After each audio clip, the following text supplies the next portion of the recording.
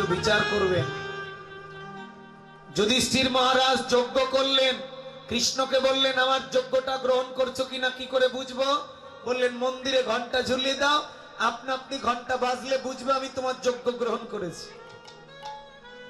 যুধিষ্ঠির মহারাজের যজ্ঞ চলছে, বৈষ্ণব সেবা চলছে, কিন্তু ঘন্টা বাজলো না, রাত শেষ হয়ে গেল। কৃষ্ণের কাছে ছুটে আসলো যুধিষ্ঠির মহারাজ, প্রভু আমার যজ্ঞ আপনি গ্রহণ করলেন না কেন? কই ঘন্টা তো বাজলো না। কৃষ্ণ বললেন তোমার দুটো অপরাধ হয়েছে। এক, তুমি যজ্ঞ করেছো অহংকার হৃদয় নিয়ে। কেন? তুমি নিজেকে রাজা ভেবে যজ্ঞ করেছো। অহংকার যুক্ত হৃদয়ে ভগবানের কর্ম করলে সেই কর্মটা গ্রহণযোগ্য নয়, সেটা রাজসিক কর্ম হয়ে যায়, ওই কর্মে আমি গ্রহণ করি না। এক নাম্বার তুমি অহংকার করেছো। দুই নাম্বার হলো তোমার যজ্ঞে ব্রাহ্মণ সেবা দিয়েছো, বৈরাগী সেবা দিয়েছো, কিন্তু আমার বৈষ্ণবকে নিমন্ত্রণ করনি। যে যজ্ঞে বৈষ্ণবের অবমাননা হয় সে যজ্ঞে আমি যাব না। তোমার বাড়ির পাশে ভক্ত রুহিদাস মুচির কাজ করে বলে তুমি নিমন্ত্রণ করনি। তুমি জানো কত বড় বৈষ্ণব?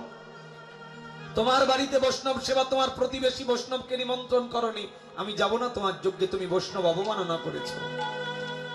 সঙ্গে সঙ্গে যুধিষ্ঠির মহারাজ ভুল বুঝতে পেরে ছুটে গেলেন রুহিদাসের কাছে, তাকে নিমন্ত্রণ দিয়ে নিয়ে এসে যেমনই প্রসাদ তুলে দিয়েছে, লক্ষ লক্ষ ভক্ত খাইয়ে মানুষ খাইয়ে ঘন্টা বাজেনি, রুহিদাস বদনে প্রসাদ তুলে দেওয়া মাত্র যজ্ঞের ঘন্টা বেজে উঠেছিল।